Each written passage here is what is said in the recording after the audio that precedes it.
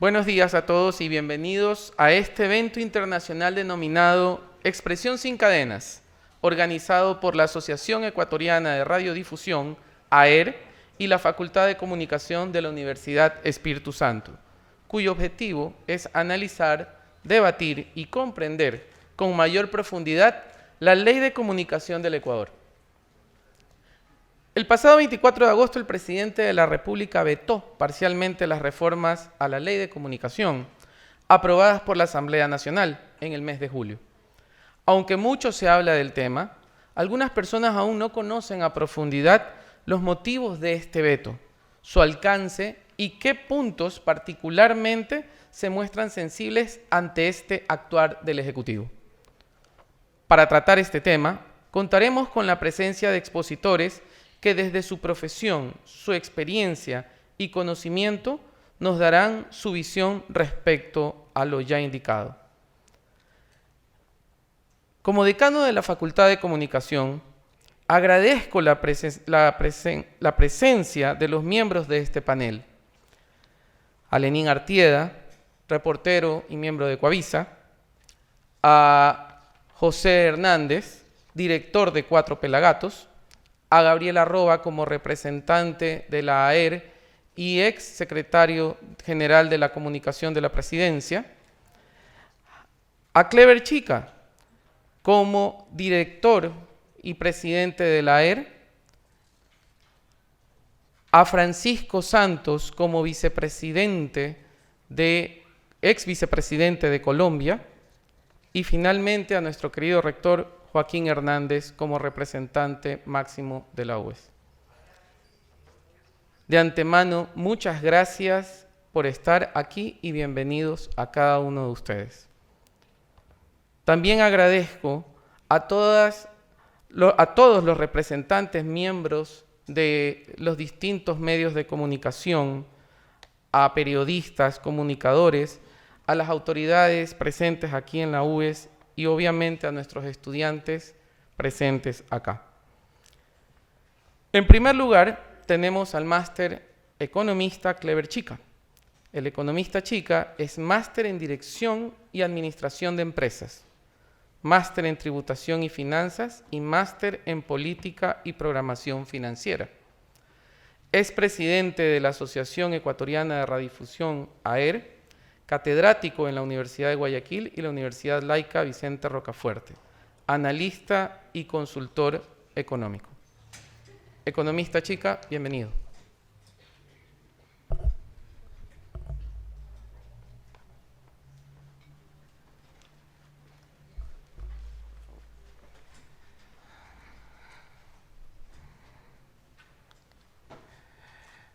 Señor rector de la Universidad de Especialidades de Espíritu Santo,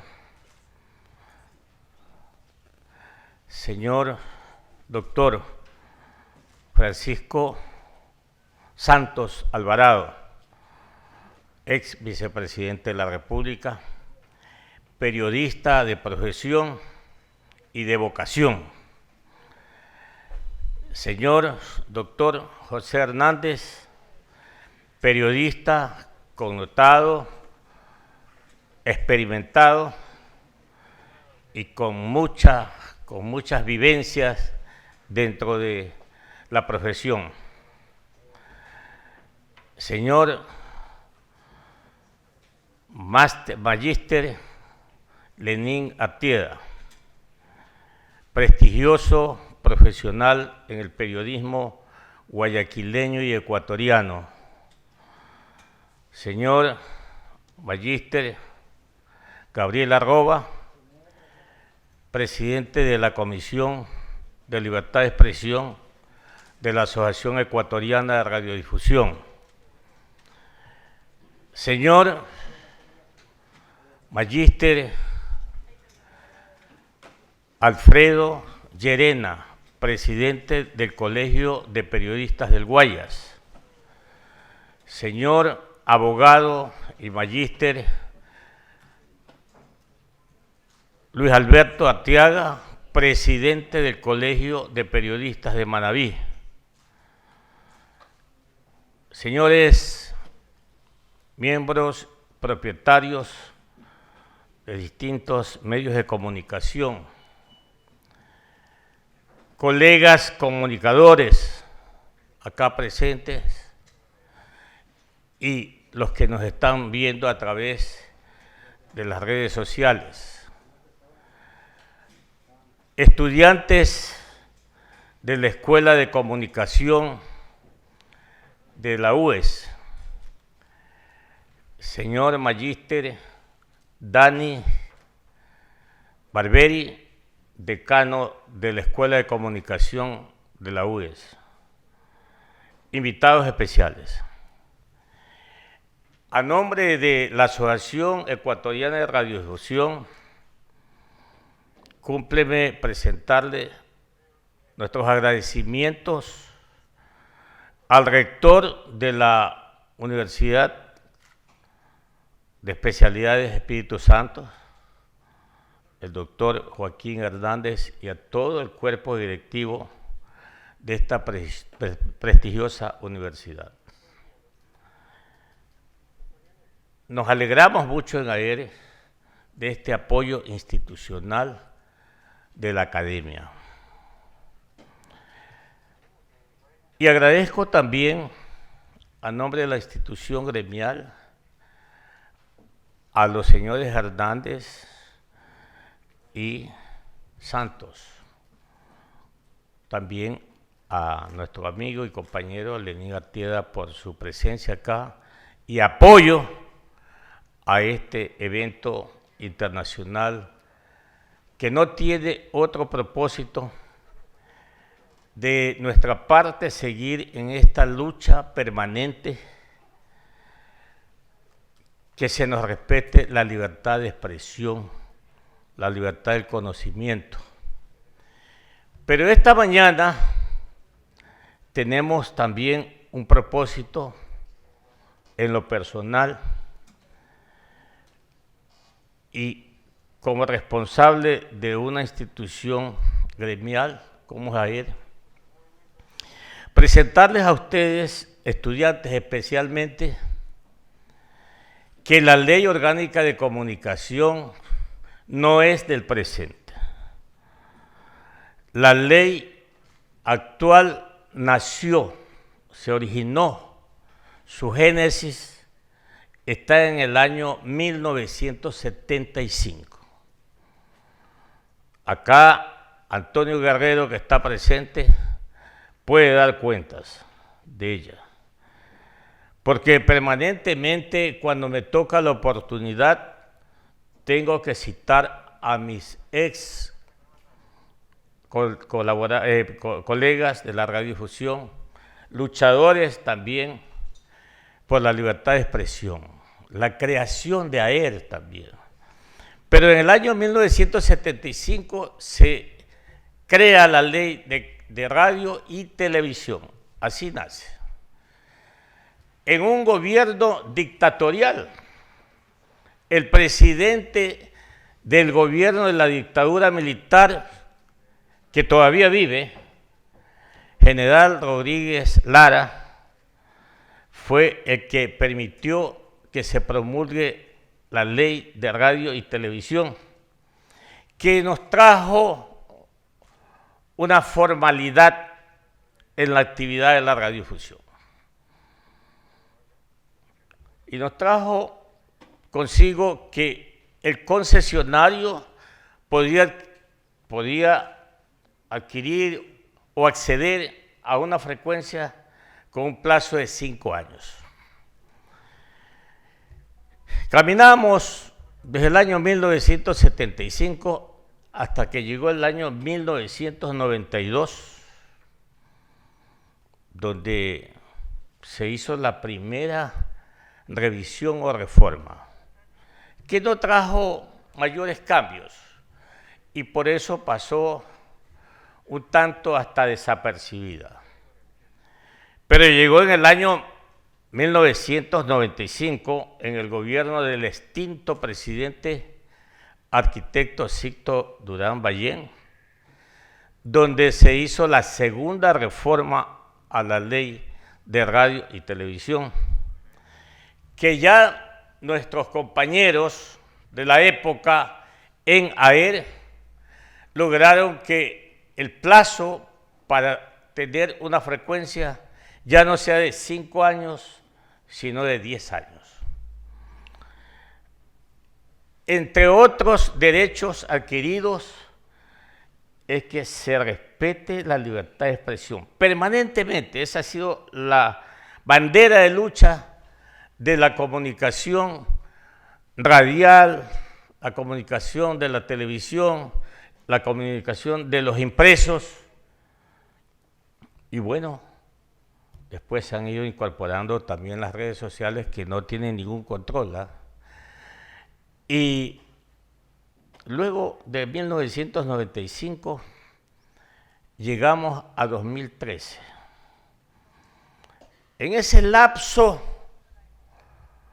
la radiodifusión estuvo en el limbo, porque nuestras frecuencias no fueron renovadas, las que iban venciendo su plazo de los 10 años, y a partir del 2005, a partir del año 2005, ya todas las frecuencias prácticamente estaban sin ser renovadas.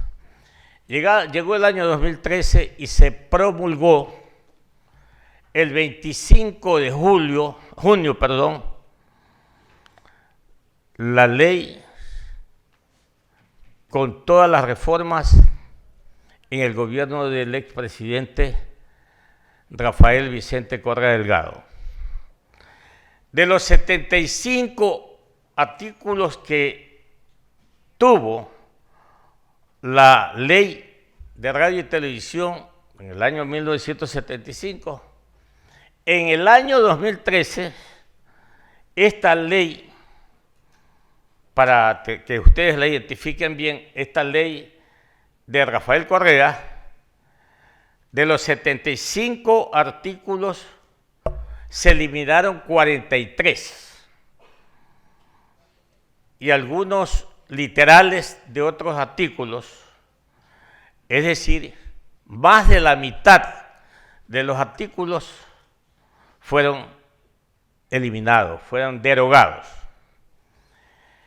Y bueno, esta ley del 2013 trae consigo una serie de inconsistencias, hablando así de una forma benévola, porque se crea, por ejemplo, dentro de la ley, artículo 47, una dependencia que se denominó la Supercom, que lejos de cumplir lo que dice claramente el artículo 17 de la misma ley, que se refiere al respeto a la libertad de expresión y del conocimiento, hizo caso omiso la Supercom y se dedicó a perseguir a los medios de comunicación y a los comunicadores. Y eso se degeneró prácticamente y todos sabemos las consecuencias. Ya en el año 2018 comenzamos con el gobierno del señor licenciado Lenín Moreno a pedir que se reforme esta ley. Y el 13 de febrero del año 2019 se promulgó la reforma a esta ley del año 2013 y, como digo, permanentemente le quitamos el veneno a la ley del 2013 y es la que tenemos en vigencia. En lo personal, esta ley habría que hacerle o tendría que hacerle ciertos retoques, porque como ustedes saben, ninguna ley o todas las leyes son perfectibles. Pero el señor Guillermo Alberto Santiago Lazo Mendoza, siendo candidato a la presidencia de la República, declaró a toda la ciudadanía del Ecuador que iba a derogar la Ley Orgánica de Comunicación. Al llegar a la presidencia, envió un proyecto de reforma, dado a que no la podía derogar totalmente porque la Constitución de la República se lo impidió o se lo impide. De tal manera que presentó este proyecto reformatorio y se presentaron en la Asamblea Nacional a más de el que presentó el presidente Lazo, 19 proyectos de reforma a la actual ley. El debate se realizó en la Comisión de Relaciones Internacionales, presidido por el señor arquitecto Juan Fernando Flores, y lamentablemente a la radiodifusión no le permitieron el acceso. Espero que esta vez sí. Y se aprobó en el Pleno Nacional, el Pleno de la Asamblea Nacional, una ley denominada de las minorías, con 75 votos que al llegar al Ejecutivo para su veto, nosotros nos enteramos y en una Asamblea General Extraordinaria celebrada en la ciudad de Manta los días 28 y 29 de julio último, resolvimos enviar un documento al señor presidente de la República con 16 observaciones inconstitucionales a la ley esta enviada aprobada por la Asamblea Nacional. Y bueno, el presidente en su momento dijo que dio a entender que la iba a vetar totalmente, no lo hizo y ahora está ya con un veto parcial. Una parte, 17 observaciones constitucionales las ha enviado a la Corte Constitucional y el resto las está enviando a la Asamblea Nacional. En conclusión, nosotros, los comunicadores, los medios de comunicación y la ciudadanía debe estar pasando como nosotros, en un ambiente de incertidumbre, porque definitivamente no sabemos qué va a pasar. Ahora aprovecho la oportunidad desde esta tribuna pedirle al presidente de la Comisión de la Asamblea Nacional, que va a tratar este proyecto con veto parcial, nos invite para aportar al debate y lograr una ley equilibrada para que beneficie a toda la ciudadanía del Ecuador. Muchas gracias.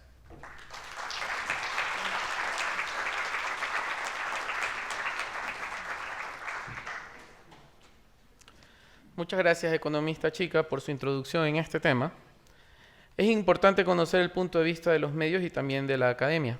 Por ello, quiero introducir a nuestro segundo expositor, el doctor Joaquín Hernández. Joaquín Hernández Alvarado, doctor en Filosofía por la Pontificia Universidad Católica de Perú, desde el 2014 es rector de la Universidad Espíritu Santo. Anteriormente se desempeñó como vicerrector ejecutivo de posgrado. En 2018 asumió la vicepresidencia de la Asamblea del Sistema de Educación Superior y desde 1975 es editorialista de los principales medios impresos del país. Doctor, bienvenido.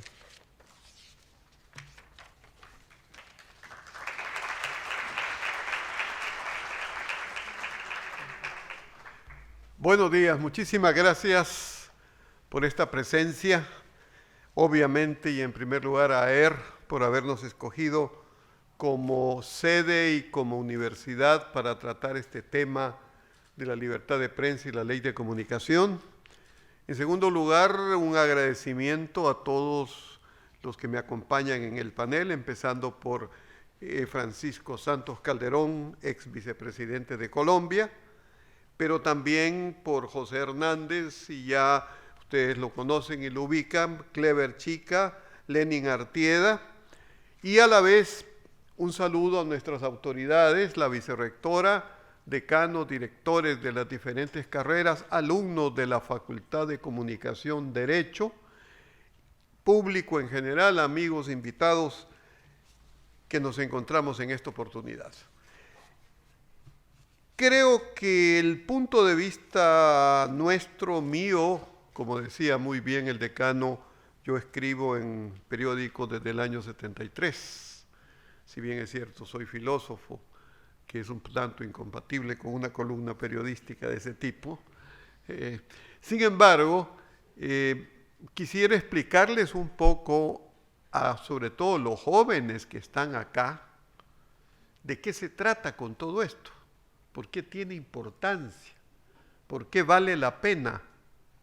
Y quiero referirme a un hecho que ha sucedido ayer, que es el triunfo del rechazo en Chile con 7 millones de votos y medio en contra, cuando el presidente Boric apenas ganó con 4.500.000. ¿Qué pasó en Chile? Muchísimas cosas. Hubo un rechazo de la ciudadanía a la altanería, el mesianismo de los constituyentes, que se convirtieron en maximalistas, que lo que creían era más importante lo ponían como reglamento, porque realmente esa constitución no era una constitución, era un reglamento de reglamentos. O como hoy se decía en Santiago en la mañana, era para un Chile ficticio una constitución ficticia. Pero ese rechazo, y a lo que me voy a centrar para que no se crea que me voy a dedicar a hablar de Chile y no del tema que nos reúne, es porque una ciudadanía votó en contra, rechazó las payasadas de los constituyentes, que dejaron en mal la bandera chilena y la pintaron como negra, o le metieron 10 estrellas, que tomaban el pelo en las sesiones, aparte de otras razones. Entonces, cuando Clever dice la ciudadanía está en incertidumbre, yo les digo a ustedes jóvenes, ustedes debieran estar preocupados de lo que está pasando, porque solo la ciudadanía va a salvar y va a rescatar los valores de la democracia. ¿Cuál es el valor más importante de la democracia? Que no exista poder absoluto, que no exista autocracia. Y eso es lo que está sucediendo en este momento, no solo en América del Sur, sino en todo el mundo. Hay un debilitamiento de las democracias liberales y el ascenso y hegemonía de autocracias que pueden ser de derecha o pueden ser de izquierda, que pueden enarbolar cualquier tipo de principio o valor y que tratan de convertirse en poder absoluto y autónomo. Como dice este prestigioso analista internacional Moisés Naín en su último libro, La revancha de los poderosos, la autocracia actual se caracteriza por 3P: populismo, posverdad y polarización. Y aquí viene el tema de la libertad de prensa. La prensa informa, critica, establece la diferencia entre lo que se dice y lo que se hace. Una autocracia elimina la diferencia entre lo que se dice y lo que se hace. Pero hace 30 años o 40 años acallaba a la prensa mandándole tanques, persiguiéndola o simplemente haciendo complots dentro de los mismos medios o impidiéndoles acceso al papel con el que se imprimían los periódicos. Eso ahora no se utiliza. Hay un elemento mucho más perverso y más activo. que es confundirles a ustedes, meterles el relativismo. Nadie sabe nada, todo es posible. Las teorías de la conspiración, las teorías que dicen de que en realidad lo que está sucediendo es que no se entienden a los pueblos originarios. Se inventan nuevos relatos de historias nacionales. Se inventan nuevos relatos de minorías. Fíjense que uno de los problemas que tuvieron en Chile fue que los independientes, que era la gran mayoría de los que conformaron esa constituyente, no eran independientes, eran líderes de minorías radicalizadas, que se presentaron como independientes cuando tenían su propia agenda. Y eso fue rechazado. ¿Pero por qué fue rechazado? Porque hay una madurez de una ciudadanía. Ese es el problema y el gran compromiso de ustedes y de nosotros como universidad. Si solo seguimos formando profesionales, pero no ciudadanos, no personas críticas, no personas que quieren analizar y tienen la valentía de analizar, el despeñadero está adelante. Hay toda una conspiración, no la quiero tampoco magnificar para que ustedes no me digan que estoy cayendo en el vicio opuesto, pero evidentemente hay una conjunción de fuerzas que van al dominio de las autocracias. El peligro es que las libertades interiores van a ser aplastadas por las tribus, es decir, por lo que dice una especie de mayoría que no es mayoría, sino una minoría. Entonces yo les agradezco a ustedes jóvenes que están aquí, porque este evento es para ustedes. Ya nosotros estamos convencidos de la libertad de prensa y de la democracia, pero son ustedes los que tienen que dar la lección, son los que tienen que decir qué tipo de libertad quieren y qué es lo que ustedes prefieren. Quiero decirles a todos los panelistas que están acá que esta es su casa, que estamos muy contentos de tenerle, sobre todo pues al expresidente Santos, que es primera vez que nos visita y según me decía, primera vez que está en el Ecuador, y reiterarle que por nosotros esta no es la primera, sino la múltiple vez en que nos vamos a encontrar, de ninguna manera la última. Muchas gracias y buenos días.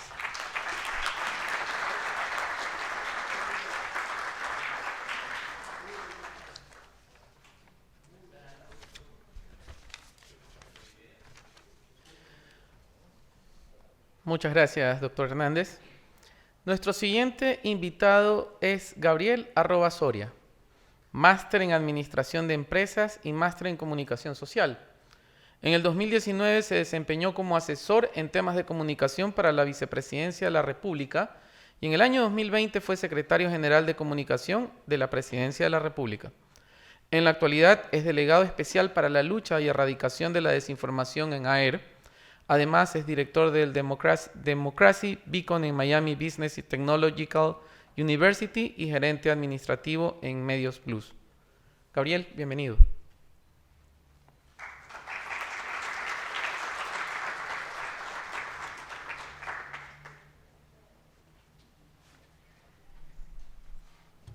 Muy buenos días, gracias por estar aquí presentes. Gracias a Francisco. Siempre estamos en contacto y hemos compartido algunos foros. Y gracias porque esto fue de última hora y él tan amable accedió a viajar a Ecuador a pesar de su apretada agenda. Gracias al rector de la Universidad UES, que también, pese a la brevedad del tiempo, estuvo totalmente de acuerdo en realizar este foro por la importancia del tema. Y fue él quien me dijo, no hay que esperar mucho tiempo, hay que hacerlo lo antes posible. Gracias a Dani también, decano de la Facultad de Comunicación, José Hernández también, a pesar también del corto tiempo y su agenda muy apretada, también nos acompaña desde Quito, y Lenin Artieda también, que también nos colabora estando aquí presente. Clever chica, siempre trabajando en conjunto, ya tenemos tantos años desde la radiodifusión. Gracias a todos los presentes estudiantes. yo quería empezar, y voy a ser muy breve, pero quería empezar con una frase que siempre me la dicen o la comentan cuando estamos en estos líos de libertad de expresión. Siempre. Y es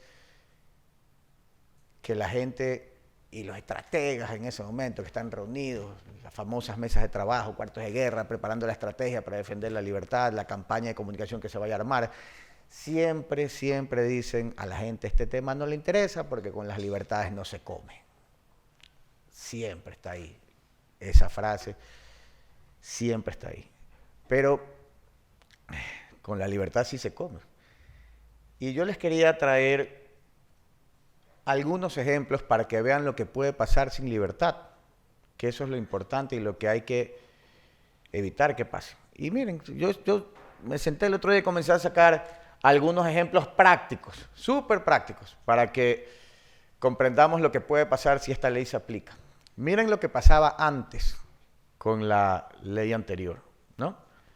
Diario La Hora, más de 10 sanciones por la Supercom, entre ellas una por no haber difundido información sobre una rendición de cuentas del alcalde de Loja. Una de 10 sanciones. Otro ejemplo, Diario Expreso, sentenciado a pagar $1 millón en multas impuestas por la Supercom. Otro ejemplo, Diario Extra, fue sancionado por la Supercom 18 veces. Y una de las sanciones era una multa del 10% de su facturación de los últimos 3 meses. ¿Por qué? Porque hizo un reportaje titulado De la reunión a la tumba. La Supercom consideró que el enfoque no era adecuado y lo multaron con el 10% de su facturación de 10 meses. Otro ejemplo, Radio La Redonda, sumó más de $40.000 en multas y 23 procesos en su contra en la Supercom. Uno de los casos fue haber mencionado la palabra amante en uno de sus comentarios. Otro ejemplo, Semanario La Verdad, 4 multas y 2 amonestaciones de la Supercom. Uno de estas multas, por no publicar el código deontológico en su página web. Otro ejemplo, Diario El Universo, multado con el 10% de su facturación de los últimos 3 meses por un reportaje sobre la deuda del Estado con el IES. Teleamazonas, multada con el 10% de su facturación de los últimos 3 meses. Porque una invitada que era asambleísta, invitada, ni siquiera era parte del staff de Teleamazonas, dio unas declaraciones en el programa de entrevistas 24, entrevistas Desayunos 24. La afectada era la Supercom, se sentía afectada. Ellos mismos abrieron el proceso, ellos mismos eran el juez, ellos mismos sancionaron, ellos mismos pusieron la multa. Y el más curioso de los casos, Bonil, el caricaturista, obligado por la Supercom a rectificar una caricatura. Además de obligarlo a rectificar la caricatura, el diario El Universo, por publicar la caricatura, fue multado con el 2% de su facturación. Y les he dado aquí 8 ejemplos. Todos ellos multas y sanciones de la famosísima y mal recordada Supercom, que era el organismo creado por la ley anterior que se encargaba de sancionar y regular, entre comillas, la opinión y a los periodistas, juez y parte. En el gobierno del expresidente Lenín Moreno y desde que yo colaboraba en la vicepresidencia, comenzamos a trabajar por pedido del presidente, con el ex vicepresidente también Otto Sonnenholzer, en la reforma. Clever, Chica, conversábamos, teníamos muchas sesiones de trabajo con Clever y con también había bastantes comunicadores que aportaban con sus ideas para reformar. Se logró mucho, falta mucho por hacer, obviamente, siempre faltan cosas que hacer, pero se llegó a algo bastante importante. Se eliminó la Supercom en el gobierno del expresidente Lenín Moreno. Se acabó la Supercom. Se eliminó también la figura del linchamiento mediático, se logró eliminar la figura de la comunicación como un servicio público. Se firmó el Tratado de Chapultepec de la Libertad de Expresión que antes se había negado a firmar y el Ecuador ahora es parte. fueron grandes avances en materia de libertad de expresión. Desde ahí creo que con todos los problemas que ejercer la profesión de la comunicación pueden generar y que siguen existiendo grandes riesgos en materia de libertad de expresión, sobre todo hoy en día por la llegada del crimen organizado, que es uno de los nuevos retos y grandes peligros que va a enfrentar la comunicación en el futuro. Pero se logró muchísimo y ahora resulta que después de haber logrado grandes avances, resulta que vamos a volver a lo mismo. Una ley de comunicación aprobada por la Asamblea y ahora en un veto mixto, como le ha llamado el presidente de la República, propone que el nuevo ente regulador de la comunicación, o sea, el que va a sancionar a los periodistas por su opinión o por sus reportajes o por su trabajo, sea la Defensoría del Pueblo. O sea, estamos volviendo a lo mismo, a lo que ya habíamos salido. Yo no sé por qué en este país logramos salir de algunos temas, ¿verdad? Logramos grandes avances y de repente volvemos otra vez. Es como que reciclamos lo mismo. Es como dar vueltas en círculos, ¿no? Damos vueltas en círculos, volvemos a lo mismo. El presidente ha vetado, como él lo llama, un veto mixto. Una parte lo veta en la Asamblea y otra parte buscan 17 artículos, si no me equivoco, que sean catalogados como que sean inconstitucionales. La estrategia es positiva, la estrategia creo que está bien enmarcada. Muchas de ese veto es parte de lo que muchos comunicadores han aportado. Entre esos, AER presentó pues una lista de temas que querían que sean incluidos en el veto y están ahí. Es verdad, nosotros como comunicadores y sobre todo la Asociación Ecuatoriana y muchísimos gremios de comunicadores y comunicadores querían el veto total. Bueno, pues ya no fue el veto total, entonces ya no estamos para discutir si era total o era parcial o era mixto. Lo que queremos en este momento es que esa ley no pase como está. Es que no puede ser que volvamos a lo mismo de antes, no puede ser, y que les doy un ejemplo, es como que ustedes, y que hay pues bastantes estudiantes, es como que ustedes los vayan a multar por lo que pusieron en su Instagram o en su TikTok, y resulta que haya una oficina que les esté revisando el TikTok y le diga, no, tú dijiste la palabra amante ahí, así que te voy a clausurar el TikTok y te voy a multar con $500. No, pues, o sea, es lo mismo, solo que en diferentes escenarios. La opinión no puede ser regulada. No podemos volver a lo mismo. Y sí, aprovechando este escenario, sí, hay que hacer fuerzas, y yo creo que con estos ejemplos bastante claros de lo que ya pasó, porque no estamos diciendo aquí lo que va a pasar, ya pasó, se va a repetir si esta ley pasa. Creo que sí debemos hacer un esfuerzo y sacarnos de la mente esas ideas de que de las libertades no se come o que la libertad de expresión es un tema que no le interesa a la gente, que por eso no hay que tratarlo. No, sí les interesa, porque ahí están los ejemplos clarísimos, más prácticos no se puede ser. Yo agradezco la presencia de todos, agradezco la presencia de los compañeros comunicadores, amigos comunicadores, y espero que de aquí pueda salir una muy buena conclusión que aporte al debate y sobre todo hacer fuerzas para evitar que esta ley pase como está y evitar que la censura vuelva, porque ni siquiera es que viene la censura, ya la censura estuvo aquí hace pocos años. Entonces debemos evitar que se vuelva a censurar la comunicación. Muchas gracias.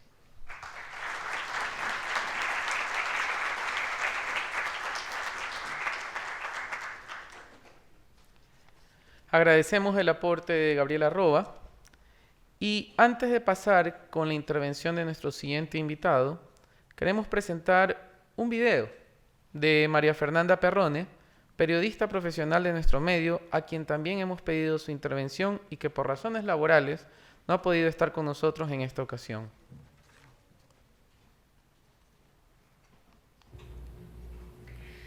Hola, ¿qué tal? Qué pena no poder acompañarlos el día de hoy. Aplaudo el esfuerzo que se está haciendo para abordar la ley de comunicación, la libertad de expresión como algo prioritario, que significa un derecho, pero que conlleva también una responsabilidad. A ver, aquí aunque esto signifique entrar en discrepancias con otros colegas y con otros ciudadanos, considero que el país necesita, los medios de comunicación necesitan una ley que los regule, que tenga un marco que lo defina, pero eso no puede implicar nunca una censura ni un control que lleve al silencio a la prensa. Lo segundo es que los medios de comunicación y los comunicadores debemos revisar nuestras acciones en medida del mayor compromiso que tenemos, o quizás el único compromiso que tenemos, que es el relato de hechos y una construcción de la verdad, no a partir de lo que el medio quiere, el medio piensa o el medio desea, sino desde el acercamiento con la ciudadanía, lo cual me lleva al tercer paso. Yo recuerdo en el año 2014 cuando se discutía esta ley de comunicación, que luego, y sí, para mí fue una ley mordaza, la ciudadanía no se identificaba con eso. No lo veía como un problema social. De hecho, en las encuestas no aparece la libertad de expresión como una preocupación. No aparecía en ese momento. Y esto solamente puede significar el distanciamiento que tenemos con los ciudadanos. No podemos permitir que la comunicación se vea como un mal necesario.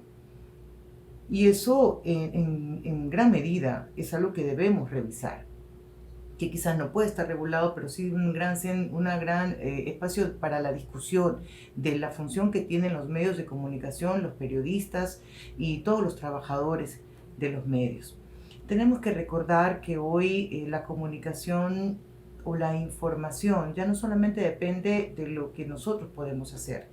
Hoy la comunicación fluye en diferentes vías y la desinformación también, por eso tenemos que marcar la diferencia. No podemos engañarnos tampoco. Es un poco complicado que el gobierno nacional, cualquiera que sea, que tiene sus marcados intereses, y los medios de comunicación que tienen los propios, sean los que articulen, generen, redacten una ley de comunicación. El gran aliado es la sociedad civil, a la que nos debemos, por la que trabajamos.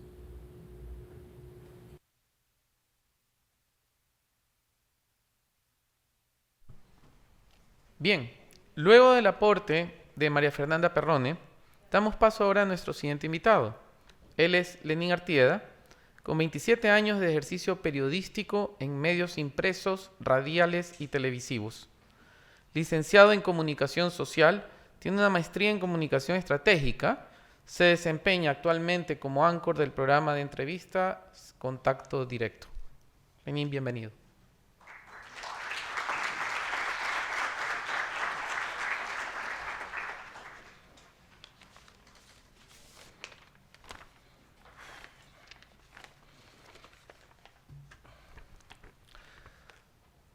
Joaquín, economista chica, José, Gabriel, Francisco, señoras y señores, gracias por acompañarnos. Que todo ciudadano puede expresar y publicar libremente sus pensamientos por medio de la prensa, respetando la decencia y moral pública y sujetándose siempre a la responsabilidad de la ley, decía el artículo 64 de la Constitución de 1830, la primera constitución de nuestro país.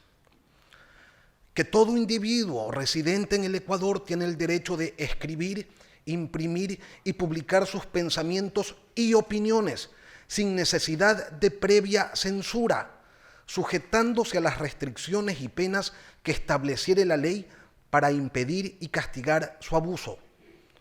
Ese es el texto del artículo 87 de la Constitución de 1843, más conocida como la Carta de la Esclavitud. Avancemos un poco más.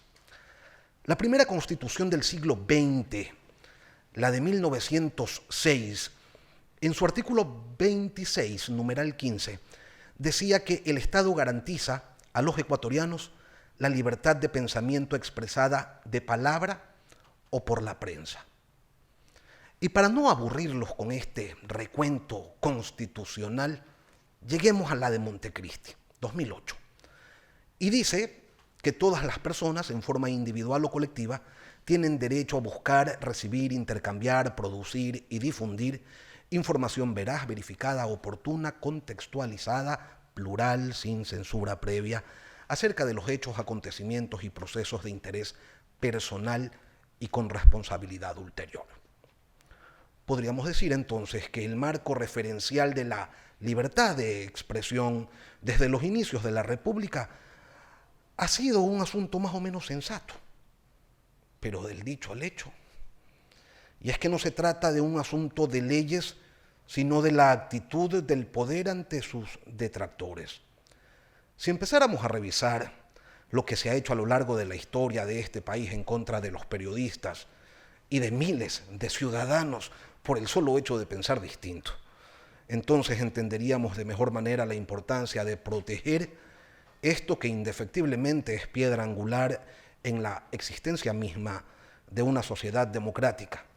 Es indispensable la libertad de expresión para la formación de la opinión pública y permite afirmar que una sociedad que no está bien informada no es plenamente libre. En este país, y afortunadamente contamos en esta audiencia con personas con la trayectoria y la experiencia suficiente para dar fe de lo que voy a señalar, en este país se dinamitaron redacciones, se atentó contra periodistas, se militarizaron medios de comunicación. ¿O no es así, don Antonio? ¿O no es así, don Vicente? Se cerraron noticieros, hubo coroneles a cargo de la revisión de las ediciones del día siguiente. Estaban allí parados al lado de las rotativas. Pedían observar, revisar, y allí mismo, a mano, iban haciendo correcciones. Se impusieron sanciones económicas, también se han enjuiciado a periodistas por el delito de informar, pero sobre todo por su opinión. El Estado, a lo largo de los últimos 50 años, ha ejercido una presión cierta sobre los medios, intentando silenciarlos. Unos tiempos han sido peores que otros.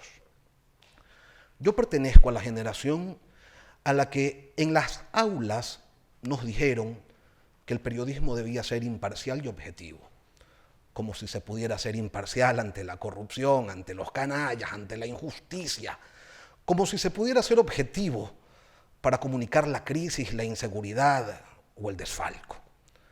Y nos vendían la idea de que tomar una posición ante los hechos era un pecado y una falta de profesionalismo.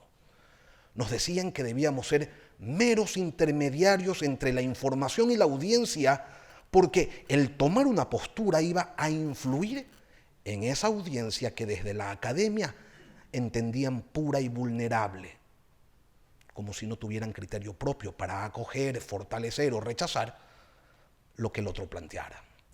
Afortunadamente esos criterios ya han sido superados y son otras las dinámicas que se manifiestan, no solo en la academia, sino también en los medios. Y hoy las sociedades piden que abiertamente los medios de comunicación manifiesten sus posturas ideológicas en un ejercicio de transparencia para saber por dónde es que va la cosa. Pero tomar una postura puede también ser peligroso cuando esa postura no es la del poder de turno. El 26 de septiembre del 2012, el Tribunal Contencioso Electoral condenó a Revista Vistazo a pagar una multa de $80,000 por la publicación de un editorial titulado Un no rotundo. En él se exponía una postura negativa a 4 de las 10 preguntas planteadas en la consulta popular que se realizó el 7 de mayo del 2011. La revista circuló el 6 de mayo y el Tribunal Contencioso Electoral consideró que el editorial constituía una propaganda electoral a favor de una postura negativa y que el medio de comunicación había violado el silencio electoral. Hasta allí podríamos hasta pensar que había algo de razón. Ese mismo 6 de mayo, en Diario El Telégrafo, medio oficialista, se publicó un editorial titulado 10 veces sí. Obviamente, allí no hubo proceso, allí no hubo sanción, dejando en claro que en esos tiempos los castigos respondían no a la violación de silencios electorales, sino a la postura editorial. 8 años después, la Corte Constitucional dejó sin efecto la sentencia y declaró vulnerados los derechos de revista Vistazo, los derechos al debido proceso y a la libertad de expresión. Con este hecho, recuerdo, subrayo, que a los medios de comunicación en el Ecuador no solo se los ha perseguido con la ley de comunicación que entró en vigencia en 2013, sino también con otros cuerpos legales como el Código de la Democracia. No es la flecha, sino el indio, se dice en el ciclismo. No es la norma, sino el tirano. A propósito del último intento de la Asamblea Nacional por reactivar la llamada Ley Mordaza, que motivó en su momento a que en las redacciones de los medios de este país tuvieran que incorporarse abogados a los staff de periodistas para que revisaran las notas consideradas polémicas antes de salir al aire, uno no sabe, pues, si reírse o si ponerse a llorar cuando revisa el texto aprobado por la Asamblea, el que ha sido vetado por el presidente. Y es que desde los considerandos de ese cuerpo legal comienzan los contrasentidos. Señalemos uno. Ellos empiezan citando la Declaración Universal de los Derechos Humanos, específicamente el artículo 19, que dispone que todo individuo tiene derecho a la libertad de opinión y expresión y que este derecho incluye el no ser molestado a causa de sus opiniones, el de investigar y recibir información y opiniones y el de difundirlas sin limitación de fronteras por cualquier medio de expresión. Y uno, al leer este considerando, dice, hombre, si de entrada reconocen esto, la cosa va bien. Va bien. ¿Qué dice el artículo 2 del proyecto aprobado y hoy vetado? Suprímase la palabra u opinión de la Ley Orgánica de Comunicación y con ello se busca dejar por fuera la opinión de los contenidos comunicacionales. Es decir, se abren puertas y ventanas para abiertamente, sin vergüenza alguna, eliminar a la opinión del contenido de los medios de comunicación. Así, las páginas editoriales, los programas de entrevistas, los comentarios no son, para una mayoría de legisladores de este país, una forma de comunicación. En su dimensión individual, la libertad de expresión no se agota en el reconocimiento teórico del derecho a hablar o a escribir, sino que comprende, además, de forma inseparable, el derecho a utilizar cualquier medio para difundir el pensamiento y hacerlo llegar al mayor número de destinatarios. En su dimensión social, la libertad de expresión es un medio para el intercambio de ideas e informaciones y para la comunicación masiva entre seres humanos. Y estas dos dimensiones, tanto la individual como la social, deben ser garantizadas de forma simultánea. Así lo señala la Corte Interamericana de Derechos Humanos. Pero mientras el estándar internacional nos habla de estas garantías, el proyecto de reformas a la Ley de Comunicación señala que el Estado debe garantizar el derecho a la verdad de todos los ecuatorianos y que queda prohibida la difusión de toda información falsa. ¿Y quién va a determinar qué es la verdad? ¿Cuál de las funciones del Estado se va a encargar de esto? ¿La función ejecutiva? ¿La función legislativa? ¿La judicial? ¿La función de transparencia? ¿La verdad de quién? Bibliotecas enteras demuestran que la verdad ha sido un asunto eterno de debate. La verdad siempre ha sido una cuestión por dirimir y sujeta a múltiples interpretaciones. De hecho, si en este momento empezáramos a preguntar a cada uno de ustedes qué es la verdad, cuál es el concepto de verdad que tienen, tendríamos tantas respuestas como asistentes a este evento. Y de hecho, esa falta de consenso para determinar qué es la verdad es lo que ha permitido que siempre vivamos en una era de la posverdad. La única diferencia es que ahora ya ha sido bautizada así, con esta etiqueta tardía que confirma que la verdad está socialmente determinada y que las formas de conocimiento están fracturadas. Hay que revisar, creo, el optimismo ingenuo de que estamos en un espléndido mercado de ideas donde la verdad, de algún modo, siempre triunfará. No está claro que en la disputa entre verdades empíricas, comprobables y argumentos antojadizos sobre lo realmente existente, vayan a triunfar los primeros, como espera la razón iluminista. En el mítico mercado de las ideas, siempre imperfecto, recuérdenlo, no siempre ganan los sensatos. El resultado está abierto. En esta situación de incertidumbre y de conflicto por la verdad, el principal peligro es el irracionalismo político, apoyado tanto en fortunas económicas que apuestan a la desinformación, como la reacción frente a avances en materia de derechos humanos y reconocimiento social. En ríos revueltos de verdades y mentiras, esta combinación contribuye a triunfos momentáneos e importantes de la sinrazón, igualando hacia abajo. Resulta que tenemos juntas conspiraciones y documentos certeros, ficciones e historias reales, anunciando la falsa promesa de que cualquiera es dueño de su verdad, legitimando así un falso derecho de vivir en realidades paralelas, que es como decir que la gravedad afecta solamente a quienes creen en ella. Muchas gracias.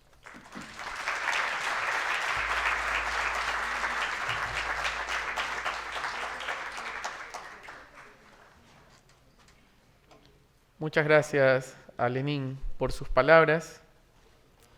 Tenemos la presencia ahora de José Hernández, quien estudió en Francia periodismo, lingüística y literatura francesa. Fue corresponsal en París y Nueva York y coordinador general del diario El Tiempo de Colombia, editor general de diario El Comercio en Ecuador, director de La Razón en Bolivia, fundador y director de la revista Vanguardia, Ecuador, director de opinión en Gamavisión, director adjunto en Diario Hoy. En la actualidad se desempeña como director de Cuatro Pelagatos en Ecuador. Es un gusto tenerlo con nosotros, José. Bienvenido.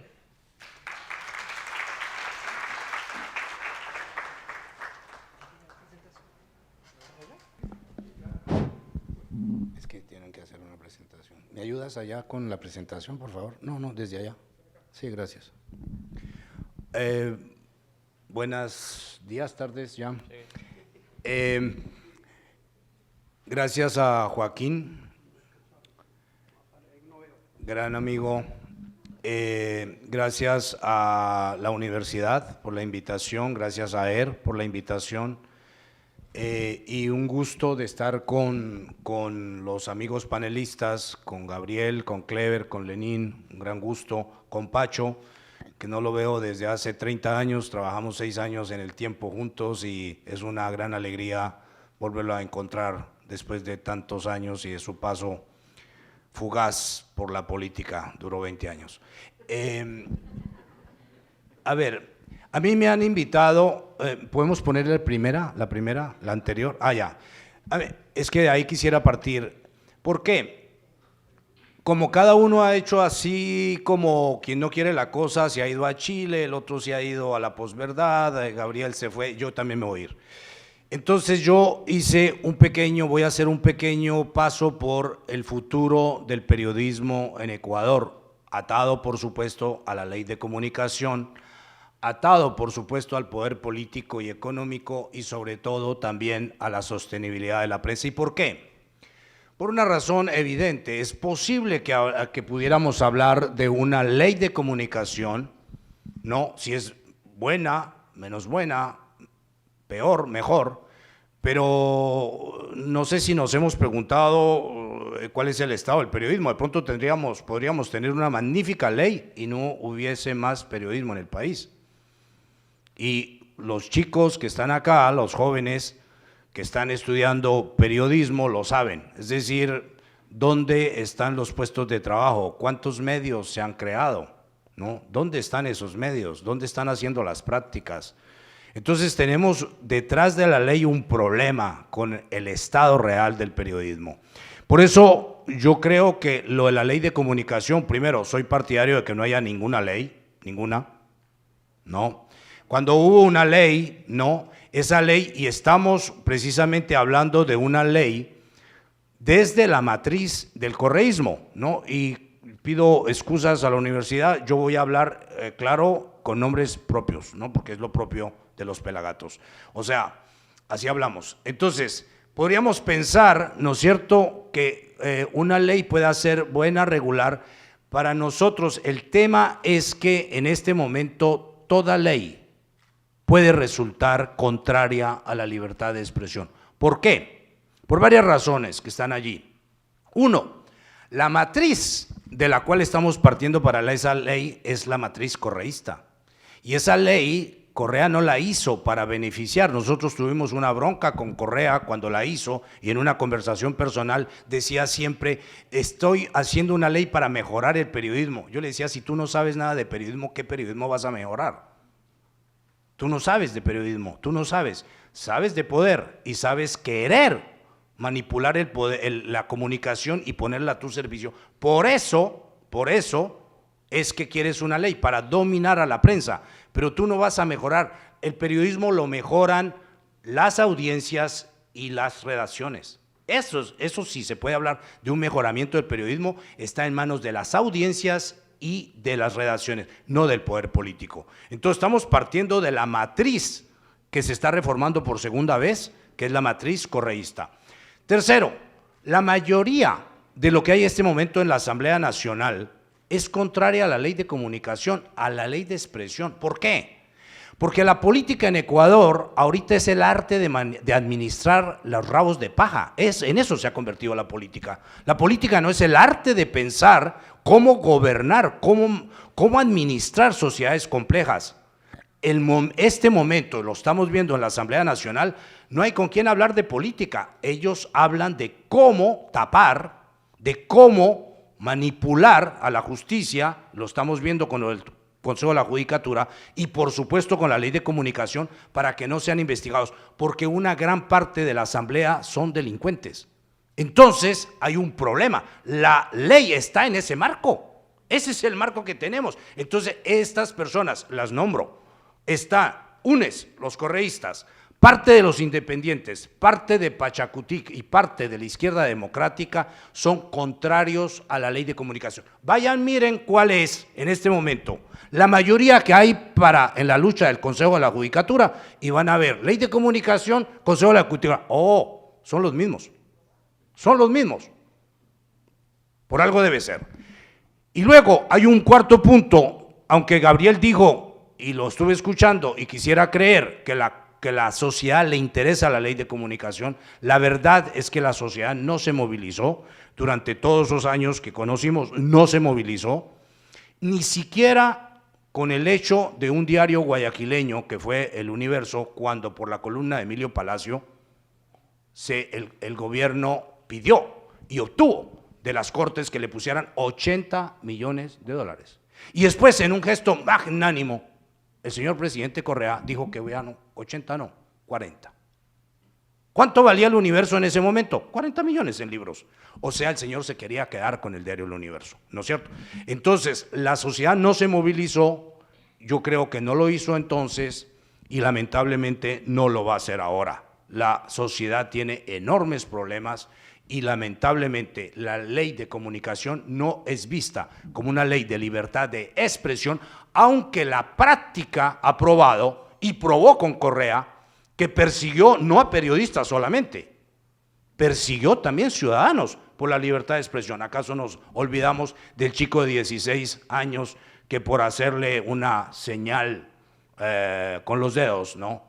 El señor se bajó con todo su séquito de guardaespaldas a reprimir a este chico? No nos acordamos de eso, acordémonos de otra gente que fueron reprimidos por un tuit, por un tuit fueron reprimidos. Entonces, me parece que la sociedad no ha llegado a ese tema. Entonces, por eso me preocupa el estado del periodismo. Y a muchos les preocupa la ley, a mí también.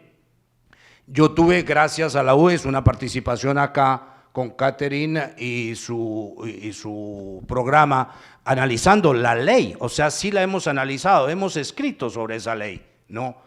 Y evidentemente lo que dijo Lenin lo recojo enteramente, lo suscribo enteramente, que lo dijo con mucha gracia y muy literariamente, cosa que se aprecia, yo lo suscribo enteramente. La ley no es buena, no, esa ley no es buena, no. Lenin habló del tema de la verdad.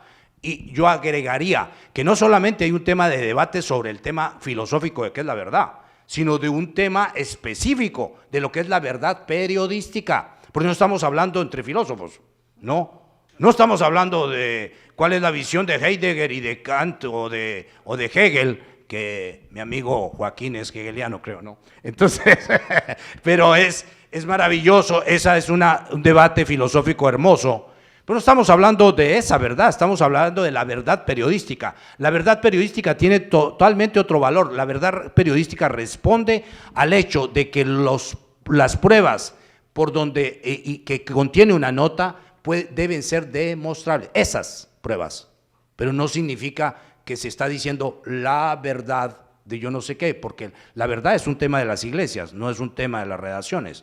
Lo que se mira con mucho cuidado en una redacción es que los elementos que componen la noticia hayan sido investigados, estén documentados y estén ahí para ser demostrados. Pero por supuesto esa verdad está en proceso. Al día siguiente pueden aparecer nuevas pruebas, etcétera.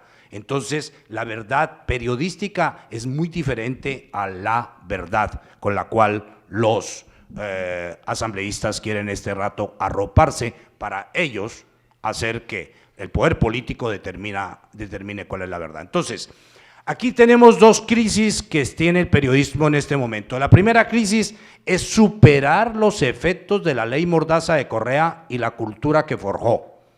No, la ley Mordaza, recuerden ustedes, porque no es solamente las multas que dijo Gabriel, la ley Mordaza hizo que desaparecieran medios. Yo estuve en dos que desaparecieron, uno que fundé, Vanguardia, ¿no? Donde todos los que pusimos plata, todos la perdimos. ¿Por qué? Porque el gobierno nos persiguió, nos ahogó financieramente, porque Correa no fue tan bruto como el señor Ortega en Nicaragua, que se toma el edificio de la prensa. No, eso es de los antiguos generales, de los chafarotes. No, acá fue más inteligente, ahogó los medios financieramente. No, llamaban a decir, oye, el presidente está molesto contigo porque tu empresa está poniendo avisos en esa revista. Y la gente decía, los empresarios decían, no, pero debe ser mi gerente comercial, ya voy a ver. Y a la vuelta de la tarde los avisos habían desaparecido. Y así fueron ahogando financieramente a los medios. Entonces desapareció, acuérdese, Vanguardia, desapareció el diario Hoy. Todos los medios entraron en crisis. El diario El Universo aquí terminó con un giro de negocio salido del correísmo, un giro de negocio que se parecía a los años 90. Es decir, hubo un retroceso financiero abrumador. Entonces, Correa persiguió los medios, ¿no es cierto?, de esa forma. Quebró medios, desaparecieron medios y convirtió el oficio y la industria en dos actividades que fueron ajenas y peligrosas para los inversionistas. Recuerden ustedes que se acabó, no hay inversionistas en los medios.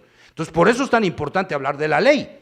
Porque es esa ley la que facultó al poder para hacer que los inversionistas no pudieran poner más del 6% de su capital en los medios. Y entonces las empresas quedaron sin socios y así no tuvieron ni liquidez, fueron perdiendo plata, se fueron comiendo el patrimonio y finalmente o desaparecieron o terminaron muy mal. Y un medio para hacer buen periodismo necesita plata, ¿no? Y Correa fue lo que hizo, retirar eso, ¿no es cierto? Y convertir eso en un oficio peligroso, porque todo inversionista que ponía plata era mal visto. Luego vino la persecución que instaló una cultura del miedo en los medios. Recuerdan ustedes, chicos, yo no sé, ustedes deberían leer, no creo, supongo que lo han hecho, pero cómo en las redacciones, eso que explicó Lenin para otros periodos, se produjo en el tema del correísmo. No eran militares los que estaban al lado de la rotativa, eran abogados los que estaban en las redacciones. Y le tenían, en vez de someter al editor, los periodistas tenían que llevar los textos donde un abogado, y el abogado leía y decía, no, aquí podría ser que cayéramos en el artículo, versículo, no sé qué, quítalo. Entonces, eso fue con abogados, ¿no? Entonces, ahí hay una persecución que se instaló, eso dejó un miedo, ¿no? Y la falacia según la cual los periodistas somos periodistas disfrazados. Luego viene la segunda crisis. Esta se genera por la transición tecnológica que el periodismo vive puertas adentro, ¿no es cierto? Esa transición tecnológica, que es una evidencia, lo estamos viendo, ¿no? Con la crisis del papel, con el tema de todas las audiencias fragmentadas, segmentadas, con el hecho de que ya no hay visiones nacionales, ¿no? Sobre todo en el periodismo y en la política, eso puede ser muy grave. En Ecuador, eso es lo que ocurre teniendo 270 organizaciones inscritas en el Consejo Nacional Electoral. No hay una visión del país, hay 270 partidos, es decir, este es un país hiperdemocrático, es 270 partidos y 40 que esperan para que les aprueben, ¿no? Entonces, es un absurdo. Bien, en periodismo está ocurriendo algo parecido, ¿no es cierto? Hay tanta segmentación, ¿no? Que eso es un problema que está ocurriendo. Los medios están perdiendo audiencias, el problema de la monetización es igual para grandes y para chicos, ¿no? Ahora empieza a haber medios, pero en sociedades como Estados Unidos, donde empieza ahora la monetización en digital, empieza a ser muy rentable, pero hasta ahora no lo había sido. Entonces, peor para nosotros, una sociedad donde las audiencias no están habituadas a pagar y no van a pagar, ¿no? Porque si pagan uno, no pagan dos. Y los periodistas, ahora aquí tenemos un problema para los chicos, ¿no es cierto? En ese panorama, los periodistas en formación no tienen un panorama auspicioso, no, porque ahorita lo que ven es no hay trabajo, no hay medios que se crean, luego tengo que hacerme mi propio medio, y bueno, es una posibilidad, y enhorabuena que sean emprendedores, pero eso cuesta, ¿no? Lo digo yo, llevo 6 años con los Pelagatos y es un tema muy complicado de monetizar y de sacar adelante. Y luego el periodismo independiente tiene problemas de sostenibilidad, eso es una evidencia, ¿no? Hay una corrupción terrible, incluso en las empresas, ¿no? Que no entienden el negocio del periodismo y convierten a los periodistas, ¿no? Los están convirtiendo en vendeavisos, en gente que en el momento que están dando la noticia sobre la caída de un avión se toman el agüita, muestran la marca y hacen la cosa, paran la botella, tienen que volver. O sea, hay un tema muy grave para el periodismo real que se está viviendo.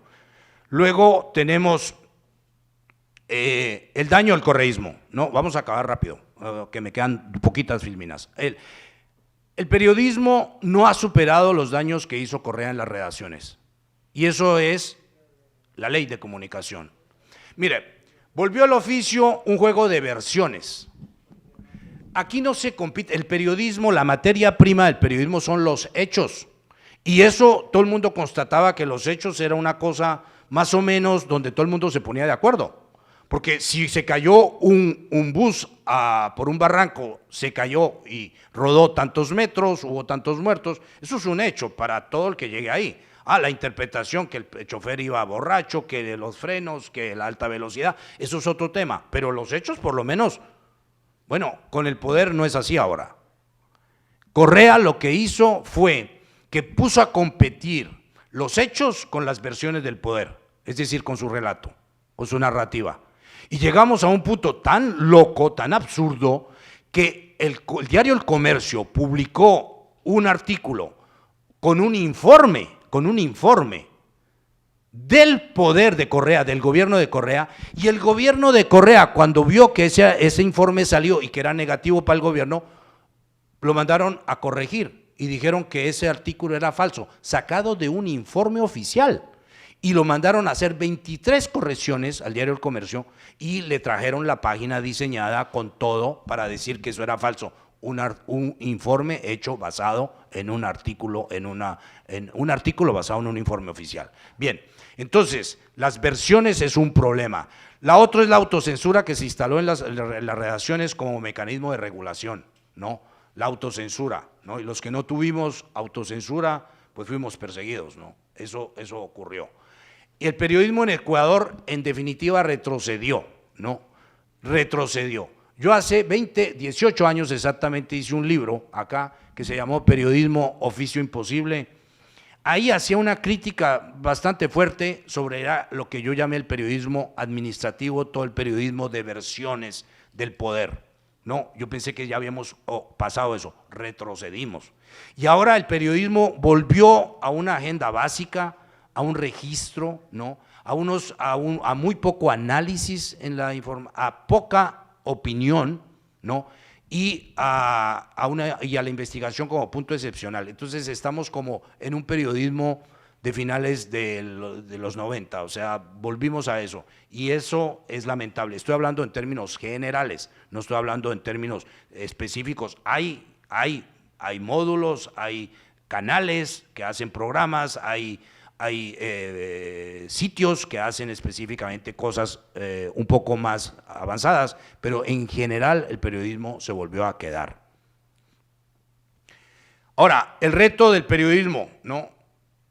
Ahora, el periodismo está sobreviviendo en Ecuador y no se ven condiciones con esa ley y como está y con esa cultura y con todo lo que dije, con una ley más o menos vetada, parcial o el veto mixto, o el veto que es mixto, ¿no? Es mixto, es parcial pero es mixto, del presidente, etcétera, pero incluso así la cultura que queda, el miedo que queda, no hay inversionistas, no hay nuevos medios, no hay este empuje, las empresas están quedadas y es normal, están rehaciendo lo que perdieron durante 10, 14 años. La segmentación es un hecho, ¿no? Eso no es ni malo ni bueno, pero hacer el link para los medios entre esos nichos privados y las políticas públicas es un problema. Y eso creo que es un reto para nosotros porque es nuestro deber. Es decir, está bien que la gente tenga sus redes, maravilloso, que sean amantes de los caballos y todo lo que tengan sea de caballos o de fútbol, del Barcelona o del Emelec, o sea, perfecto. Pero este ciudadano es ciudadano. Y el reto nuestro es de invitarlo, convidarlo a que salga de ese nicho privado y vaya hacia la política pública en algún lado, en alguna parte, no solo en las elecciones, porque si no tenemos ese ciudadano activo, no tenemos democracia viva. Entonces, el país se repite, todos lo sabemos, el periodismo puede contribuir a avanzar si decide ser un punto de convocatoria para la construcción de lo público. Me parece que el reto en este país, la construcción de lo público es imprescindible, es necesarísima. No hay una noción de lo público, hay la noción del carro privado, ventanilla, boto la basura a la calle, ¿no? O sea, lo público no es evidente. Y me parece que esa es la construcción que hace, no solamente para que seamos buenas personas, buenos ciudadanos, sino que tengamos una democracia donde nos ocupemos del otro y de los otros a través de este link con lo público. El periodismo tiene que ampliar la vocación del registro notarial. Ese es un problema, porque con todo el mundo, y lo decía Lenin también, ¿no? Todo el mundo cree que la opinión no hay que opinar, o sea, la opinión es importantísima, es lo que hace un ciudadano al determinar cuál es su punto de vista sobre los asuntos que le conciernen por fuera de su casa, por fuera de su carro. Eso es vital. Y entonces, no todo el mundo dice, no, solo registra. ¿Cómo así? ¿Cómo registra? Nosotros somos un sitio de opinión, ¿no? Y eso significa que lo que tendríamos que hacer y ir es de ese registro, ¿no? Que no debe ser el papel del periodismo, no solo registrar, hacia una visión más prospectiva. Yo creo que eso es solo una invitación, ¿no? ¿Por qué? Porque esa es la visión que quisiera proponer, digamos, ¿no es cierto?, como vía nueva para el periodismo, es que el periodismo sea también un equipo de gente que, copiando lo que hacen los tanques de pensamiento, ayuden a visualizar a la sociedad, para dónde va esa sociedad. Y los periodistas sí pueden tener esta vocación de indagar para dónde va el mundo y contarle a los lectores o a sus clientelas, a sus audiencias, para dónde va el mundo, explicarle y preparar esas mentalidades para que el futuro no sea un futuro padecido, sino un futuro aceptado y conceptualmente pensado. Por eso también estamos pensando pasar de los diagnósticos al debate de las soluciones reales, no salir del populismo. Me parece que es también una tarea para los periodistas de ayudarle a la gente a no seguir repitiendo los diagnósticos, sino decir, ok, conocemos el problema, ¿cómo lo solucionamos? Y me parece que ese es el debate en el cual se debe instalar una sociedad madura. Muchas gracias.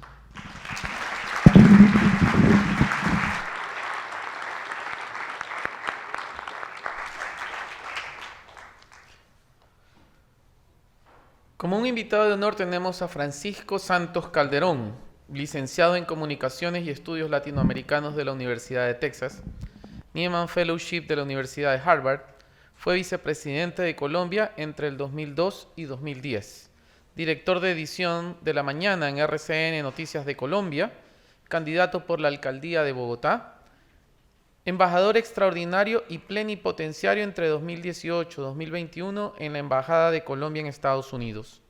En la actualidad es vicepresidente ejecutivo de Global Situation Room. Bienvenido, Francisco Santos. Bueno, muchas gracias. Un poco se les olvida, y antes de un saludo al señor rector, a los amigos del panel y sobre todo a ustedes, queridos estudiantes. Antes de yo ser vicepresidente era periodista. Fui periodista 20 años. Viví lo que era hacer periodismo en Colombia en los años 80 y 90. Fui víctima de la violencia de los narcotraficantes. A mí me secuestró Pablo Escobar. Si ustedes vieron ahorita, ¿cómo se llama? Noticia de un secuestro en Amazon, o vieron Narcos, cuando secuestran a esos periodistas, yo era uno de ellos. En el año 2000 me tocó salir de Colombia porque la FARC me iba a matar también por ser periodismo, y traigo eso a colación precisamente porque yo creo que Ecuador entra en un momento muy difícil por el tema del narcotráfico que nosotros ya vivimos, pero eso lo voy a contar más adelante. Entonces yo vengo a contarles una historia que conozco, que viví, que no quiero que otros vivan, pero tratar de aterrizarlo porque ustedes, yo sé que se levantan y ven el Twitter o ven el Instagram y ya quedaron informados, y resulta que no. Muchos de ustedes son comunicadores, abogados, y el papel que ustedes tienen en la sociedad es fundamental porque basado en lo que ustedes digan o donde estén, la gente toma decisiones. Ese es el papel del medio de comunicación, abrirle a la gente la posibilidad de informarse y decir, yo decido votar por este, o decido comprar este carro, o decido irme de vacaciones, o decido ponerme la inyección o no, por lo que ustedes hagan en los medios de comunicación donde trabajen, o inclusive en el pequeño medio que ustedes o el entorno que ustedes utilizan a través de las redes sociales. Haber vivido esto en Colombia, que fue tremendamente dramático, el esposo de mi hermana murió también en una bomba del avión de Avianca, es parte de uno de los temas fundamentales de mi vida hoy, que es la defensa de las libertades, porque sin libertades no hay nada. Si usted se levanta por las mañanas y no puede ver el Twitter, y va a la calle y no puede ver o comprar un periódico, o prende la radio y solo oye música, usted está en una sociedad totalitaria, que es lo que hoy pasa en Cuba, en Nicaragua y en Venezuela.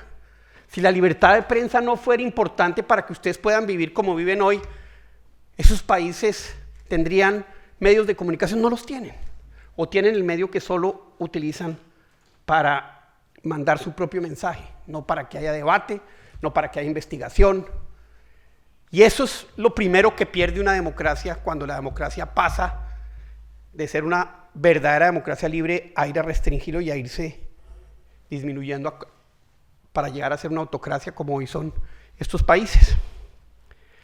Leyes, y desafortunadamente la situación de las libertades en América Latina va en retroceso. Creo que lo de Chile ayer es un aire, pero va en retroceso frente a las minorías que tratan de convertirse en mayorías y que como primer objetivo, en todos los casos, lo que tratan de restringir es la libertad de expresión y la libertad de prensa. No les quepa la menor duda. Por eso es importante que ustedes estén acá. Ustedes hoy viven en una libertad que dicen qué maravilla, pero es que se las pueden quitar así. Y se las quitan con leyes como estas. y con otros mecanismos que acaban restringiendo la capacidad de cada uno de ustedes de levantarse y ver un Twitter o un Instagram, o ver un periódico o oír una radio. Que eso finalmente es lo que los hace a ustedes libres y genera un espacio donde usted llega donde el amigo, ¿viste lo que pasó hoy? ¿Viste el atraco que hubo ayer y que grabaron en el video? ¿O viste lo que leí ayer? Eso es parte de las libertades que ustedes y que todos asumimos que están ahí y que van a estar siempre, y resulta que no. Y por eso este debate es tan importante. El estado de la libertad de prensa en América Latina es dificilísimo. Mire, en México llevan 18 periodistas asesinados este año. 18. Es más, en el entierro de uno llegaron los narcos a amenazar a los que estaban en el entierro. Dijeron, fuera de acá, usted no puede nivelarlo. 18. Y el presidente de México todas las mañanas sale a hablar mal de los periodistas. ¿Por qué? Porque el fondo del periodismo es eso, es controlar el poder. A mí, cuando yo estaba secuestrado, llegó un día un señor y me dijo, oiga, Escobar manda a decir que usted tiene que escribirle un mensaje al presidente. Le dije, listo, déjeme solo, yo lo escribo solo. Pedí una caja de cigarrillos, 1 litro de café y escribí 3 párrafos. Y en los 3 párrafos lo único que le dije a él es, vea, haga lo que pueda por liberarnos. Pero no se le olvide que usted es el presidente de la República y usted tiene que hacer respetar la ley y la Constitución. Y se lo repetí, la ley y la Constitución están por encima de la vida mía. Ese mensaje quedó escrito, porque eso fue lo que a mí me enseñaron, y por eso es por lo que hoy peleo y por eso es por lo que hoy estoy acá. Porque sí siento que esta ley es una amenaza inmensa a la democracia. Pero 18 periodistas han sido asesinados en México y nadie se indigna. Y resulta que en Nicaragua el señor Ortega se precia de que el diario La Prensa, y muchos de ustedes no saben qué es el diario La Prensa. ¿Y quién era Pedro Joaquín Chamorro? Nicaragua era una dictadura con los Somoza. Y el que dio la pelea contra esa dictadura era Pedro Joaquín Chamorro, y lo mataron por eso. Pero él creó ese periódico. Y hoy, ese periódico, por una decisión de un juez, por una supuesta demanda de calumnia, el Estado se quedó con él, y se quedó con las instalaciones, y se pasean y lo van a volver un centro cultural. O el Nacional de Caracas, lo mismo. El Nacional de Caracas, donde yo me acuerdo en el año 2012, cuando volví al periodismo después de ser vicepresidente, desde el Nacional de Caracas estaba yo transmitiendo, y veía esa redacción y me vibraba el cuerpo, y me llama a las 6 de la mañana un amigo de las fuerzas militares y me dice, aquí dimos de baja al mono Jojoy. Y yo, como dicen, no sé si aquí dicen, como le dicen a las noticias exclusivas, una chiva también, una primicia, y la saqué. Hoy ese periódico es otro centro cultural, porque a Diosdado Cabello, un mafioso como Diosdado Cabello, es un mafioso, publicaron algo que era totalmente real, denunció, y por una decisión judicial que le obligaba al periódico a pagarle 14 o 17 millones de dólares, dijo, yo no tengo, y se quedaron con el edificio. Entonces, ese es el estado de la libertad de prensa hoy en América Latina, además de la crisis sistémica que hay por cuenta de todo lo que ha pasado tecnológicamente. Esta ley hace parte de ese tipo de amarres con los que acaban esas libertades, pero esa es la libertad de cada uno de ustedes. No piensen que eso está lejano, porque es que así como usted hoy puede verlo, una ley de estas dice, es que si usted pone un Twitter, usted pone un Instagram, que a mí no me gustó, dice el presidente, yo lo puedo demandar. ¿Y cuánto de ustedes tienen para pagar ahorita $5,000 o $10,000 a una demanda judicial? Ninguno. Para no hablar ya de las sociedades absolutamente autocráticas como la China, que controlan absolutamente todo el mensaje de cada uno de los ciudadanos que hay en su sociedad. Allá usted dice cualquier cosa y el Estado ya sabe.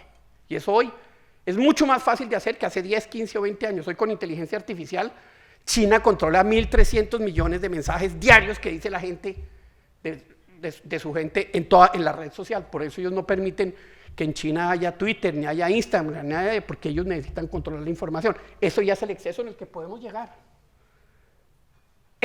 o al que podemos llegar. Si no paramos esto aquí hoy, si ustedes no asumen esa responsabilidad, eso es un paso que va deteriorando la capacidad de cada uno de ustedes de ser ustedes, de decir lo que quieran y de tener acceso a esa libertad. Pero aquí Ecuador tiene otra amenaza que yo quiero contarles porque yo la viví, que es el tema del narcotráfico. Ustedes vivieron hace poquito acá unos líos en Guayaquil, ¿no? Que quemaron no me acuerdo cómo fue y pusieron, bueno, nosotros lo vivimos. Nosotros vivimos carrobombas. Nosotros vivimos el narcoterrorismo. Colombia es el ejemplo de lo que les puede pasar a ustedes si ustedes no, como sociedad, no actúan ya. Y el problema más grave que tienen ustedes frente al crecimiento del narcotráfico, porque el narcotráfico sí ve al periodista como el enemigo fundamental. Por eso hay 18 periodistas asesinados en México. Por eso en Colombia en un momento dado eran periodistas asesinados de la misma manera, año tras año y tras año, hasta el punto que en un momento dado en Colombia todos los medios de comunicación producían una información igual. Hacían una investigación y salía en la radio, en la televisión y en los periódicos igualitas sin que se supiera quién lo había hecho, sin firma, para decirle a los narcotraficantes, ustedes no nos derrotan. Los medios estamos juntos defendiendo la libertad de expresión. Hasta allá llegamos en Colombia. A producir una misma información secreta, que nadie sabía quién la había escrito, hecho, en los medios de comunicación. Eso pasó en los años 80. Cuando mataron al director del Espectador, Guillermo Cano, durante un día no hubo radio. En la radio, donde usted oía las emisoras, era música. En la televisión, donde usted veía los noticieros, y estamos hablando donde solo había radio y televisión y prensa, no habían redes sociales, mediados de los 80. La televisión, el noticiero salió en negro y los periódicos no circularon. O sea, nosotros sabemos lo que es eso y nos defendimos y peleamos contra eso. Y ustedes, como periodistas y como sociedad, van a tener que enfrentar esa violencia. Porque desafortunadamente los narcos entendieron que el Pacífico colombiano y el Pacífico ecuatoriano es el mejor sitio para exportar coca.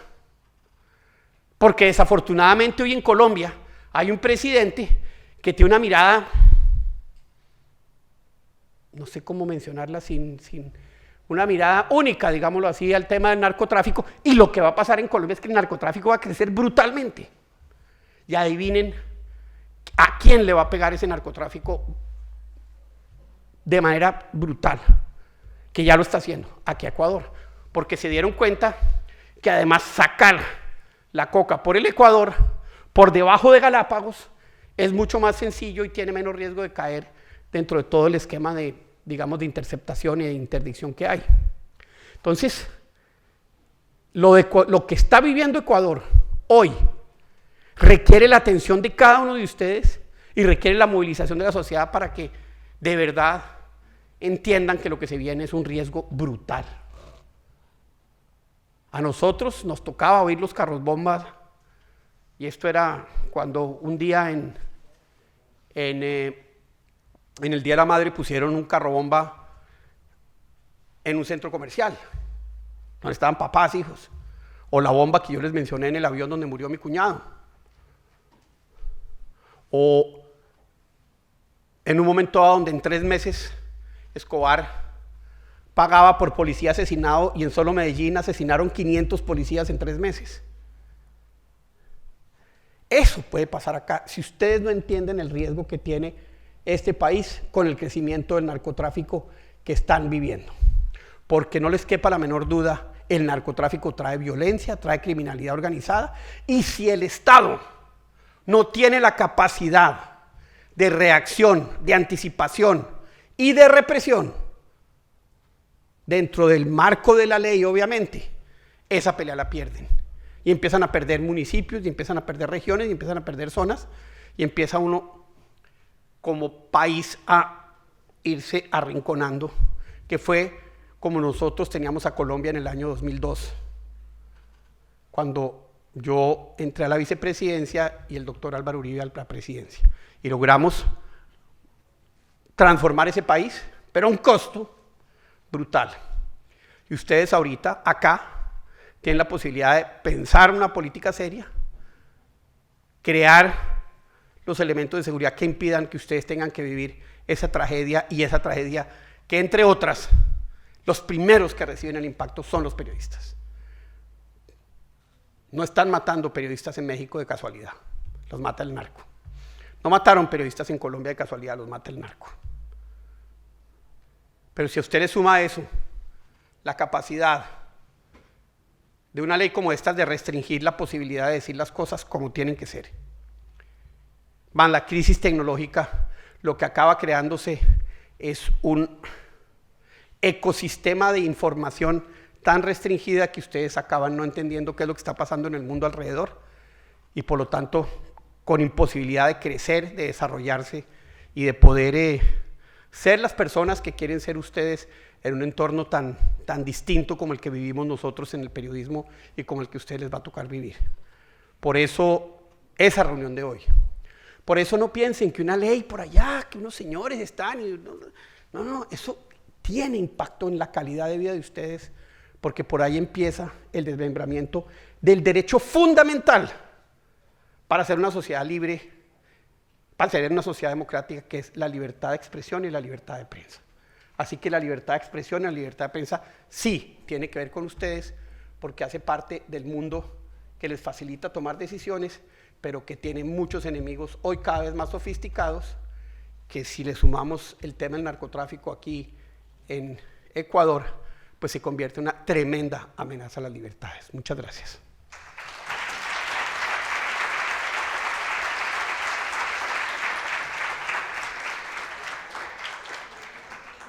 Muchas gracias, Francisco, por su intervención. Una vez culminadas las intervenciones, es necesario dejar algunos puntos dentro de este análisis y reflexiones finales. Tener en cuenta que esta ley orgánica de comunicación no es necesariamente, no es de este presidente, y que tiene y que busca siempre, dentro de todo el ámbito de comunicación, se busca el respeto a la libertad de expresión, que es sinónimo a la libertad de conocimiento. La libertad de expresión es esta forma en que se erradica la autocracia, formada por estas 3 P's: populismo, posverdad y polarización. Al parecer ha sido una libertad cíclica y con la que sí comemos. No necesariamente no dejamos de comer con esta libertad. De hecho, la historia constitucional ha defendido la libertad de expresión y podemos decir que la verdad ha sido un asunto eterno de debate. Hay una postura también de que toda ley puede ser contraria a la libertad de expresión y no debe de buscar la censura. La verdad periodística se basa en los hechos, en las pruebas. Finalmente, con las palabras, y cierro con las palabras de Francisco Santos, hay un riesgo en nuestro país. El estado de la libertad de expresión es crítico, y no solo en nuestro país, sino en América Latina, y que su alcance no va más allá, como mejor dicho, su alcance va más allá de la comunicación, que no solo se queda en la comunicación, sino que puede tener un alcance mucho más crítico y mucho más social. Con esto, pues, queda a nosotros discernir y entender la libertad de expresión en nuestro medio en los actuales momentos. Con esto damos por terminado este ciclo de conferencias. Agradezco nuevamente a los participantes, a los invitados y muchas gracias a todos. Que tengan una excelente tarde.